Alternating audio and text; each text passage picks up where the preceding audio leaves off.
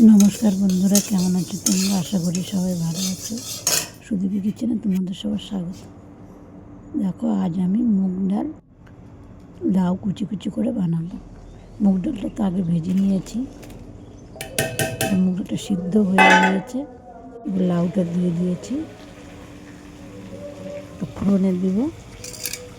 তেল দেখো গরম হয়ে গিয়েছে, দিয়ে শুকনো লঙ্কা, তেজপাতা, পাঁচফোড়ন আর একটু জিরে। এবার আদার রসটা ডালের মধ্যে দিয়ে দিলাম, ফোড়নে দিয়ে দিলাম আদা।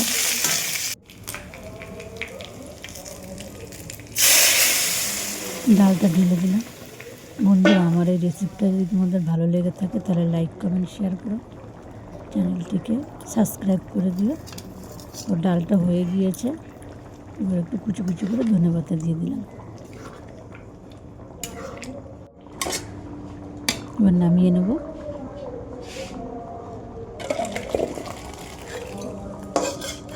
এইভাবে ডাল বানালে কিন্তু খুবই সুস্বাদু হয়, তোমরা এভাবে বানিয়ে খেয়ে দেখো। তো ভিডিওটা বন্ধুরা এখানেই শেষ করছি। তোমরা ভালো থেকো, সুস্থ থেকো, দেখা হবে পরে একটা ভিডিও।